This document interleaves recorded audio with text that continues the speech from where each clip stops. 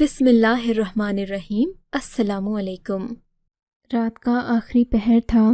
میں اس وجہ سے جاگ رہی تھی کیونکہ میرے ابا رات کے اس پہر اکثر تلاوت کیا کرتے تھے۔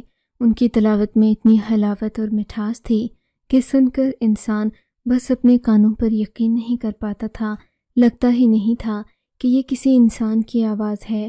ابا بہت شریف النفس انسان تھے۔ ان کی عمر 60 سال تھی، داڑھی سفید تھی اور بہت ہی زیادہ تلاوت اور ذکر وغیرہ میں مصروف رہا کرتے تھے۔ میں نے کبھی بھی ان کی زبان کو ذکر سے خالی نہیں دیکھا تھا۔ میں جب بھی آتی دیکھتی تو ابا ہر وقت ذکر میں مصروف ہوتے تھے اور رات کے وقت وہ خصوصاً نماز اور تلاوت میں مشغول رہا کرتے تھے۔ میں اکثر ہی ابا کے کمرے کے باہر والی دیوار پر ٹیک لگا کر ان کی تلاوت سنا کرتی تھی۔ مجھے یہ محسوس ہوتا کہ میں کسی اور ہی جہاں میں چلی گئی ہوں۔ ایک دن معمول کے مطابق میں اپنے ابا کے کمرے کے باہر بیٹھی تھی کہ میری نظر ایک سائے پر پڑی۔ میں نے غور سے دیکھا تو یہ کوئی اور نہیں بلکہ میری بھابھی تھی۔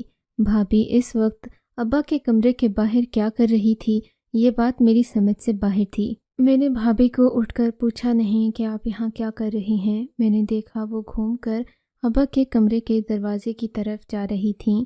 اس وقت بھابھی کا جاگنا ہی بڑی غیر معمولی بات تھی۔ بھیا تو گہری نیند سو رہے ہوتے تھے اور وہ بھابھی کو کم ہی کمرے سے باہر آنے دیتے تھے، لیکن آج بھابھی رات کے اس پہر کسی بھوت پریت کی طرح گھر پورے میں منڈلاتی پھر رہی تھی۔ میں نے سوچا کہ شاید کوئی کام ہوگا۔ وہ ابا کے کمرے کی طرف گئی تو وہاں سے آواز آنا بند ہو گئی۔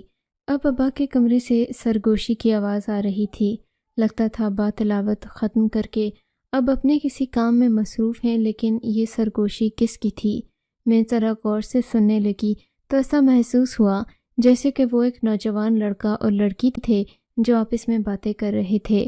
میں حیران ہوئی تھی، ابا کے کمرے میں یہ سب کیسے ہو سکتا ہے؟ وہ تو کبھی اپنے کمرے میں اماں کو بھی آنے نہیں دیتے تھے۔ ابا کا یہ کمرہ عبادت کے لیے مخصوص تھا اور وہ ہم سب سے الگ جا کر عبادت کیا کرتے تھے۔ اس کمرے کو سائڈ پر بنایا ہی اسی لیے گیا تھا کہ کوئی ابا کو ڈسٹرب نہ کر سکے، لیکن اب ان کے کمرے سے ایک عورت اور ایک مرد کی آواز آنا بڑی حیرت ناک بات تھی۔ میں وہاں سے اٹھ کر اپنے کمرے میں آ گئی تھی کیونکہ مجھے کسی کے راز کو کھولنا اچھا نہیں لگتا تھا۔ میں اپنے کمرے میں لیٹی یہی سوچ رہی تھی کہ آخر یہ ماجرا کیوں کر ہوا، کیسے ابا کے کمرے سے وہ آوازیں آ رہی تھیں۔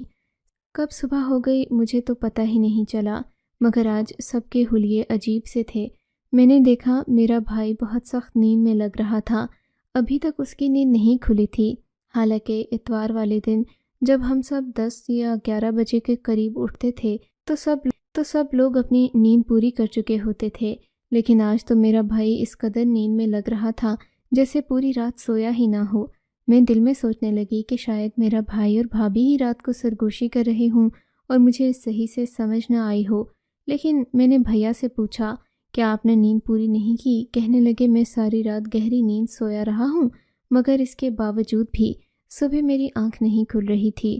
ادھر میں نے اپنی بھابھی کی طرف دیکھا تو وہ بہت خوش لگ رہی تھیں۔ ان کے چہرے پر عجیب سی خوشی تھی جو کہ صرف سہاگنوں کے چہرے پر ہوتی ہے۔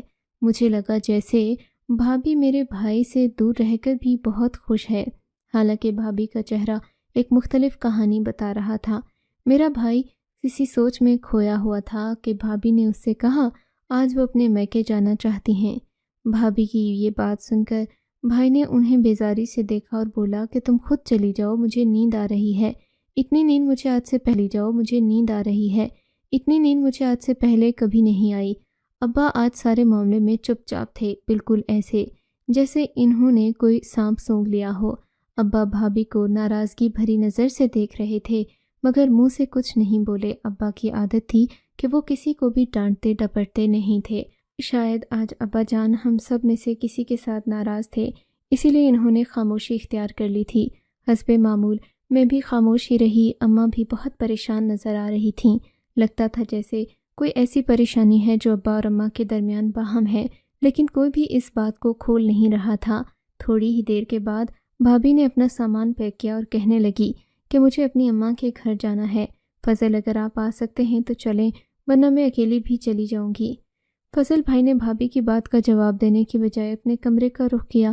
میں ان کے پیچھے پیچھے گئی۔ میں نے دیکھا وہ بیڈ پر اوندھے منہ پڑے سو رہے تھے۔ بھابھی اپنا بیگ لے کر ہی رکھائی کے ساتھ مجھے جواب دیا تھا، جبکہ آج سے پہلے وہ ہمیشہ بڑی محبت سے پیش آیا کرتی تھی۔ خیر، ان کے میکے جانے کے بعد میں نے دیکھا ابا پھر اپنے عبادت والے کمرے میں چلے گئے۔ حالانکہ اس کمرے میں وہ صرف رات کے وقت جایا کرتے تھے، لیکن آج دن کو بھی اپنے حجرے میں ہی بند رہے۔ اماں نے بھی ان سے کوئی بات نہیں کی تھی۔ میں نے اماں کے کمرے میں آ کر دیکھا تو وہ بھی جائے نماز پر بیٹھی مصلی پر ذکر کر رہی تھیں۔ یہ بات دونوں کے لیے بہت ہی پریشان کن تھی، جو انہیں ذکر کرنے پر مجبور کر رہی تھی، کیونکہ دن کے وقت وہ ایسا کبھی نہیں کیا کرتے تھے سوائے اس کے کہ کوئی بہت بڑی پریشانی ہو۔ اماں نے مجھے کہا کہ تم شام کا کھانا بناؤ۔ میں ابھی کچن میں ہی موجود تھی کہ گھر کے دروازے پر دستک ہونے لگی۔ میں نے جا کر دروازہ کھولا تو سامنے موجود کھڑی ہستی کو دیکھ کر بہت حیران ہوئی تھی۔ وہ کوئی اور نہیں بلکہ میری بھابھی تھیں۔ ان کے ساتھ ان کی اماں بھی تھیں۔ اماں تو میرے دیکھتے ہی واپس چلی گئیں اور جا کر اپنی گاڑی میں بیٹھ گئیں، جبکہ ان کی بیٹی منہ بسورے اندر داخل ہوئی۔ کیا بات ہے بھابھی، آپ کی امی ادھر بھی نہیں آئیں اور ہم سے بھی کوئی بات نہیں کی؟ آپ واپس کیسے آ گئیں، وہ بھی اتنی جلدی؟ آپ تو ایک ہفتے کے لیے رہنے گئی تھیں۔ بھابھی نے میری طرف دیکھا تو غصے سے بولی، کیوں؟ میرا اپنا گھر ہے، میں وہاں پر ایک ہفتہ رہوں یا ایک دن، تمہیں اس سے کیا مسئلہ؟ کیا تمہیں میرے یہاں آنے پر خوشی نہیں ہوئی؟ یہ بات کہہ کر وہ اندر چلی گئی۔ میں نے اس کی آنکھوں کی طرف غور سے دیکھا تو وہاں لال ڈوریاں تھیں، یعنی کہ بھابھی کافی دیر تک روتی رہی تھی۔ اس کے رونے کا سبب کیا تھا یہ تو میں خود نہیں جانتی تھی، لیکن بات بڑی عجیب سی تھی کہ ماں کے گھر جا کر وہ فوراً ہی 2-3 گھنٹوں کے بعد لوٹ بھی آئی اور اس کی آنکھیں بھی رو رو کر سوکھ چکی تھیں۔ میں نے بھابھی کو اس طرح سے دیکھا تو پوچھ ہی لیا، کیا بات ہے بھابھی، آپ اپنی پریشانی مجھے نہیں بتائیں گی؟ نہیں بتاؤں گی، تمہارے باپ کو تو پتہ ہے نا میری پریشانی کیا ہے؟ پتہ نہیں یہ تو پتہ ہے نا میری پریشانی کیا ہے؟ پتہ نہیں یہاں پر کوئی بولتا کیوں نہیں ہے؟ اب میں تمہیں بھی کوئی بات بتاؤں گی تو تم بھی میری نہیں سنو گی، بلکہ اپنے باپ یا بھائی کی حمایت کرو گی۔ یہ کہہ کر بھابھی اپنے کمرے میں چلی گئی اور میں ہکا بکا بس دیکھتی ہی رہ گئی کہ آخر اس گھر میں ہو کیا رہا ہے۔ کافی دیر گزر گئی تھی۔ میں نے سوچا کہ میں جا کر ابا سے بات کروں گی، لیکن ابا اپنے حجرے میں یوں بند ہو کر رہ گئے جیسے کہ انہیں سانپ نے سونگھ لیا ہو۔ پھر شام کو انہوں نے حجرے سے پیغام بھجوایا کہ مجھے رات کا کھانا حجرے میں ہی دیا جائے۔ ابا کی یہ بات بڑی ہی حیران کن تھی۔ خیر، اماں نے مجھے کھانا دیا۔ میں نے کھانا جا کر ابا کے کمرے میں رکھ دیا۔ اس وقت ابا اپنے کمرے کے ساتھ موجود غسل خانے میں تھے۔ یوں مجھے ابا سے بات کرنے کا موقع نہیں مل سکا، مگر سامنے مصلی پر قرآن پاک پڑا ہوا تھا، جس سے معلوم ہوتا تھا کہ ابا ابھی بھی مسلسل تلاوت ہی کر رہے تھے۔ میں وہاں بیٹھ کر ابا کے باہر آنے کا انتظار۔ بیٹی، تم یہاں پر کیوں بیٹھی ہو؟ ابا نے سوالیہ انداز میں پوچھا تو میں نے کہا کہ بھابھی کی طبیعت خراب ہے، انہیں کوئی پریشانی ہے، آپ ہی ان کا مسئلہ حل کر دیں۔ کہتی ہیں کہ نہ ہی میرا سسر اس معاملے میں بولتا ہے، نہ میرا شوہر، میرے مسئلے کسی کو نظر نہیں آتے۔ میری بات سن کر ابا مسکرائے اور بولے، جا کر اپنی بھابھی سے کہو کہ آ کر مجھ سے دم ڈلوا دے، ٹھیک ہو جائے گی۔ اسے نظر ہو جاتی ہے اور اکثر عورتوں کو نظر کا مسئلہ رہتا ہے، تم جاؤ، جا کر اسے میرے حجرے میں بھیجو۔ میں نے جا کر یہ بات بھابھی کو بتائی تو بھابھی نے ناگواری سے مجھے دیکھا، پھر کہنے لگی کہ میں رات کو جاؤں گی۔ ایسا کہتے ہوئے اس کی آنکھوں میں ایک عجیب سی چمک تھی، پتہ نہیں کس چیز کی چمک تھی، لیکن وہ ایسے خوش ہوئی تھی جیسے اسے برسوں کی مراد پوری ہو گئی ہو۔ میں نے یہ بات امی کو نہیں بتائی تھی کیونکہ اتنی چھوٹی چھوٹی باتیں کرنا میرا شیوا نہیں تھا، لیکن رات کو کھانے کے بعد ابا نے بھابھی کو اشارہ ضرور کیا تھا کہ بیٹی میرے کمرے میں کسی چیز کے اثرات ہیں، اسی طرح رہیں تو تمہاری صحت گر جائے گی، دم کروا کر چینی اور پانی بھی لے جاؤ اور مجھ سے دم بھی ڈلوا لینا، میں عشاء کی نماز پڑھنے جا رہا ہوں۔ ابا یہ کہہ کر اپنے کمرے میں چلے گئے۔ میں نے دیکھا بھابھی اپنے کمرے میں چلی گئی۔ جب واپس آئی تو مجھے نہیں پتا کہ وہ کس حال میں ابا کے کمرے میں گئی تھی، لیکن اسے کمرے میں گئے ہوئے تقریباً 15 سے 20 منٹ گزر چکے تھے۔ مجھے یہ بات عجیب لگی کہ وہ اتنی دیر سے وہاں کیا کر رہی ہے۔ تقریباً آدھا گھنٹہ مزید گزرا تھا کہ میرے ابا کے کمرے سے ایک عورت کی چیخ کی آواز سنائی تھی۔ میں حیران ہو گئی۔ پہلے مجھے لگا یہ میرا وہم ہے، لیکن پھر بھابھی کی چیخ و پکار بڑھتی ہی گئی۔ بالآخر میں، میری امی، بھائی لوگ سب باہر آ کر صحن میں کھڑے ہو گئے۔ دیکھا تو یہ چیخیں ابا کے کمرے سے آ رہی تھیں۔ ہم لوگ ابا کے کمرے کی طرف بڑھے تو وہاں پر مکمل اندھیرا چھایا ہوا تھا، جبکہ میری بھابھی کی رونے کی آوازیں بھی آ رہی تھیں۔ بھیا نے فوراً کمرے کی روشنی جلائی۔ میں نے سامنے دیکھا تو شرم سے آنکھیں جھک گئی تھیں۔ بھابھی تو عجیب و غریب حال میں نیچے فرش پر ایسے پڑی تھیں جیسے کسی نے ان پر ظلم و تشدد کر دیا ہو، اور وہ کافی دیر سے درد میں تڑپ رہی ہوں۔ بھائی پر نظر پڑتے ہی بھابھی فوراً اٹھ کر کھڑی ہوئی اور بھائی کے سینے سے لگ کر رونے لگی، مجھے بچا لو افضل، مجھے اس درندے سے بچا لو، یہ بہت عجیب شخص ہے، اس کے اندر ہوس بھری ہوئی ہے، یہ مجھے بیٹی کی نظر سے نہیں بلکہ ایک بری نظر سے دیکھتا ہے۔ میں سوچ بھی نہیں سکتی تھی کہ میری باپ کی عمر کا شخص میرے بارے میں ایسی باتیں سوچتا ہوگا۔ میں تو بھابھی کے منہ کی طرف دیکھتی رہ گئی۔ ارے دیکھ کیا رہی ہو؟ تمہیں سمجھ نہیں آ رہا کہ اس کمرے کا ماحول کیا بنا ہوا ہے؟ تمہارا باپ میری عزت پر حملہ کرنے کی کوشش کر رہا تھا، مجھے دم کرنے کے بہانے اس نے مجھے اپنے کمرے میں بلایا اور آ کر میرے ساتھ دست درازی کرنے لگا۔ خدا معاف کرے، ایسا سسر اللہ کبھی کسی دشمن کی بیٹی کو بھی نہ دے۔ یہ شخص اتنی بری نیت کا نکلے گا میں نے سوچا بھی نہیں تھا۔ میں تو انہیں اپنے باپ کی جگہ مانتی تھی۔ ابھی بھابھی یہ باتیں کر ہی رہی تھیں کہ ابا گم سم کمرے سے باہر جانے لگے تو بھائی نے انہیں روک لیا۔ ابا کہاں جا رہے ہیں؟ یہ جو باتیں کر رہی ہے ان کا جواب دے کر جائیں۔ ابا نے پھٹی پھٹی نظروں سے اپنے بیٹے کو دیکھا، جیسے انہیں اس بات پر یقین ہی نہ آ رہا ہو۔ بیٹے، تم مجھ سے اس بات کا جواب مانگ رہے ہو، اس سے پہلے میں مر کیوں نہیں گیا؟ ابا جو بات کی ہے اس کا جواب دیں۔ بھائی نے بڑی سختی سے ابا کو اپنے بازو میں جکڑ رکھا تھا، جیسے کہ وہ انہیں مجرم مان رہا ہو۔ مجھے تو اپنے بھائی کی یہ حرکت بہت بری لگی تھی۔ میں تو سوچ نہیں سکتی تھی کہ ابا اتنی گری ہوئی حرکت کریں گے، لیکن پتہ نہیں کیوں حالات ہی ایسے بن گئے تھے کہ ہم سب ابا پر شک کرنے لگے تھے۔ حالانکہ ابا ایسے نہیں تھے، لیکن ہر وقت اپنے کمرے میں بند رہتے، کسی سے بات چیت نہ کرتے، تو ہمیں ان کے بارے میں زیادہ علم نہیں تھا۔ میری امی ابا کے ساتھ اب آپ پر الزام لگا رہے ہیں۔ میں اپنے شوہر کو اچھے سے جانتی ہوں، میں نے آپ کے ساتھ زندگی کے 40 سال گزارے ہیں۔ آپ ایسا نہیں کر سکتے، ایسا کرنا تو دور کی بات، آپ ایسا سوچ بھی نہیں سکتے۔ میرے ابا اماں کی یہ بات سن کر وہیں پر بیٹھ گئے تھے، جبکہ بھائی اپنی بیوی کو لے کر کمرے سے باہر آ گیا۔ مجھے عادت تھی کہ میں ہمیشہ ان کے کمرے کے باہر گھومتی پھرتی رہتی تھی، یا تو کبھی میں واک کرتی یا کوئی نہ کوئی بہانہ میرے پاس ہوتا تھا جس کی وجہ سے میں ان کے کمرے کے باہر موجود رہتی تھی۔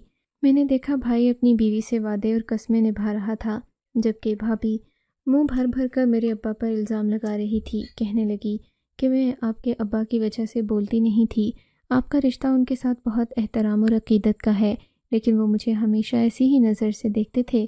اس سے پہلے بھی بہت بار ایسا ہوا، لیکن میں نے آپ کو بتایا نہیں۔ بس اب آپ مجھے جلدی سے اس گھر سے دور لے جائیں تاکہ ہم دونوں الگ رہ سکیں۔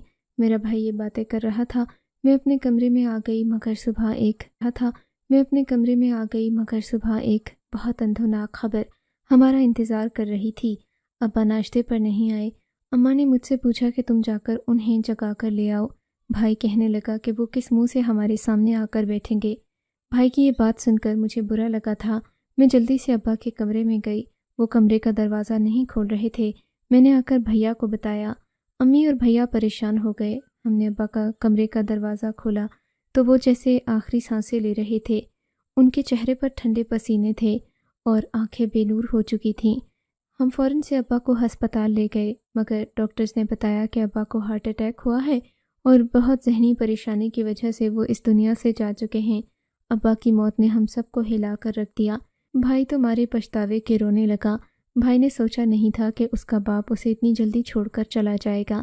جس باپ پر اس نے اتنا گھنونا اور گندا الزام لگایا، اس کی صفائی دینے سے اس باپ کو اتنی شرم اس دنیا سے ہی کوچ کر لی۔